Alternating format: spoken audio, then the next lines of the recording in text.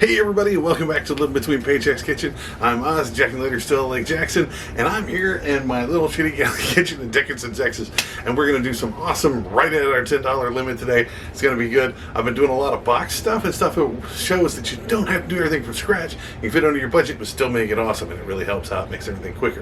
So this one's going to be great. Turns out really good. And shout out to my friends over in the CK who really like the breakfast one, so they're going to like this one too. Before we get into it, be sure to like, share, subscribe. Get all the YouTube-y stuff done. Like, be sure to ring the little bell in that corner to get notifications when we do these as close to Tuesdays and Fridays as we can. Also, there's a link down the doobly-doo for our merch where we got fake hands and spatulas and flippers and spoons and spatulas and apron. What I'm not wearing, I'm going to change into that in just a second. I got my cool little cardigan here. Pull up my sleeves. Just so the women dig that. Right? It doesn't matter. Let's just get into the food. Alright, relatively simple. You're going to need a box of some kind of hamburger helper. Now, I got the double cheeseburger macaroni. I was going to use the cheesy bacon stuff, but you have to have mayonnaise for that, and I don't have any in the house. So, double cheeseburger macaroni, extra cheese, real cheese stuff, whatever. I'm going to get some actual real cheese to put on top, dress it. But here's the trick. You're going to get your ground Italian sausage, right? Not in the tubes or whatever, but you can just get it for a pound. I'm going to do 2 just because, I want to be able to stretch this for a little bit much, but I got it at sale for it fits my budget. I get you a packet of the Carnitas seasoning stuff. It goes perfect with that. A little bit of green onion or regular onion. You can cut it down, chop it down like smaller.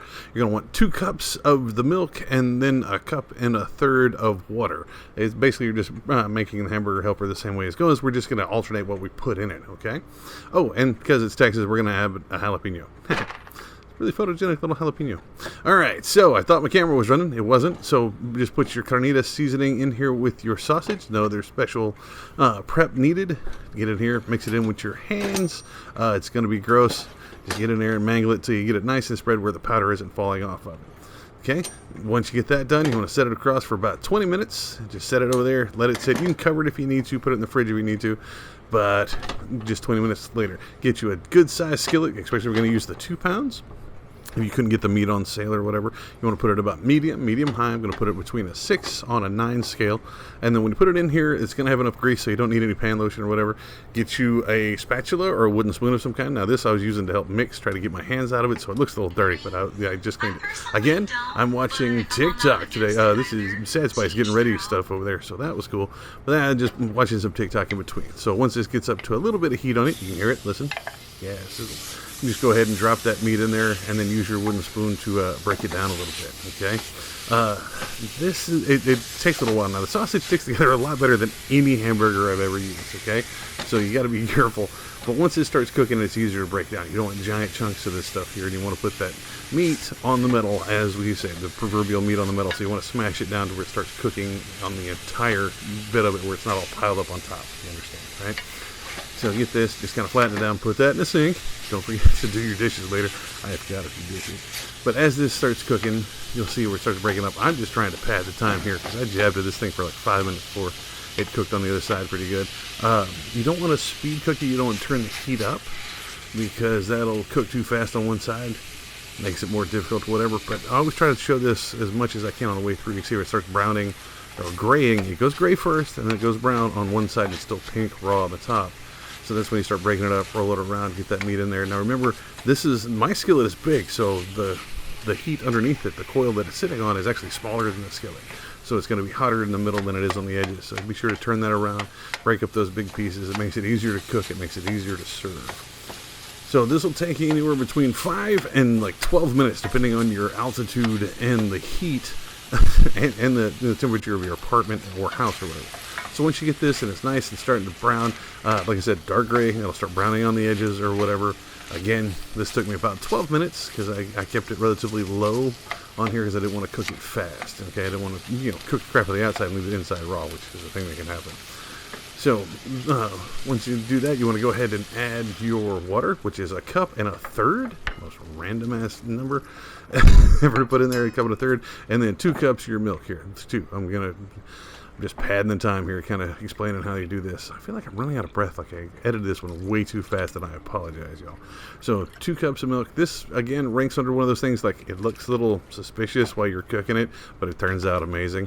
Okay, now get your packet, the cheese packet from your your Hamburger Helper stuff and all the noodles. I expected more noodles within my box, but that's all that's in there. So give it a nice stir. Stir it slow, or it's going to spurp out on your shirt. Yep, like that. So be careful. Just give it I sped this up. I didn't do this in real time. I'm not that kind of skilled. You see around the edges where it's still like milk and it's not cheese and stuff, be sure to stir it and get that in the middle of it. So we're going to let that come to a boil. So while we're doing that, again, that takes like 4 to 5 minutes, depends on how you're watching it. I'm going to cut my jalapeno up in here, cut the butt off of it. Yeah, I'm going to leave the veins and stuff in it. You can just cut these into small rounds here. Just give it a single slice all the way down. Right? Don't have to be great. Don't want them too huge. And you can just leave them in there as the rounds, which is fine. They're highly recognizable, especially when you put your onion later and you can't really tell the difference. Put them in there, that's fine. But if you have anybody that might choke on them or wants to pick them out easier, leave them big or cut them smaller. I cut them smaller just to spread it around a little more. You can do my warm-up exercises. I couldn't say around properly. So just get it nice and sliced and drop it in there while you're waiting for it to boil. I think it took me about 4 to 6 minutes to get it to boil, right? And that was just bubbling kind of the middle, so you want to keep starting it to where it comes to a boil all the way around, okay? That cooks the milk and cheese a bit more, and it thickens everything up, so you want that good. So if you, again, jalapeno is optional. You don't have to put it in there. I know some people just don't do spice, don't dig jalapeno flavor with this one. Because there's so much other stuff in here and the pepper was so small, it barely left any heat into it. See, once you got it nice and boiled here, you're going to turn down the heat and put it in there for 12 minutes and just let it simmer. So just put it all the way as low as possible and just let it sit for 12 minutes. I didn't cover it. I didn't call for covering. I'd have to use like a cookie sheet or something for this giant skillet. So get it in there. While you're doing that, after about halfway through, at about 6 minutes, I'm going to add my green onion. You can use any kind of onion really here. You just want to cut it into smaller pieces. This is more of top. I'm going to use my special scissors and this green onion that'll be washed earlier. I forgot to show you that too. But my scissors have so many other blades on it, so I can cut myself so much more horrifically on camera for you guys. So just get it in here and just cut it up. You can use a knife. You can get a nice sharp knife like my buddy Andy always gets me, or just a strong pair of scissors and just cut them in here. They don't have to do this. I was given these by my friends Ann and Linda over the holidays, so I like using these for like herbs and stuff. They probably yell at me because I'm using them on these giant ass green onions, but it's an easy way to cut it other than just, hey, let's do it with a knife. Get that in there, stir it in, and let it sit for that last 6 minutes with that onion just on top. You can save some later to dress it when you're done cooking it. But after you've simmered it for 12 minutes, kill the heat, and you're good to go. I dress it. I put a little extra cheese on top. That's what we were talking about earlier. And a little of the green onion and some black pepper, which you can kind of see here. Apologies for the dark photos the last couple of weeks. Those have been coming out really weird, and I apologize. But yeah, this came out amazing. This is, again, it's Hamburger Helper where it's just supposed to be, this is cheap and easy and really good to go, which is great. If you can add some other stuff here, spreads it out, makes it last a little longer, feed some more people if you need to, which is something I grew up, oldest of 5, that's kind of how we did it. And then on top of that, changes the flavor. Put that Carnitas in there with the Italian the sausage. Ugh, amazing. Now, this is right at our budget. It's not... Yeah, and then because I had to do the 2, I ended up getting them at a sale. So I was able to get the 2 pounds of sausage or whatever. If you can't just do it one, it'll still work out just as much, but not as big a serving, okay? So it'd be great for like meal prep. Keep it sealed, keep it in a fridge somewhere, and you're good to go. I just remember your neighbors and your people that work in your cube farm are going to want to know what the hell you're cooking because it smells good and where you learned them. Give them our link, man. We very much appreciate that. But yeah, you got to give this one a try, man. I want to try some other meats and stuff. If I can get some exotic meats, I'd love to get my hands on some snake. So, yeah, y'all let me know. Everybody's like, it's Texas, Oz. What the fuck are you doing wearing the cardigan? It's fall. It's only like 80 degrees. Well, it's 65 degrees in my house. There you have it, folks. What do you think of that? That turned out really well, right? Again, a lot of that is optional. You can leave with jalapeno and the extra pound of sausage or whatever. This is really good. It's a lot of cheese, though, so you better like cheese.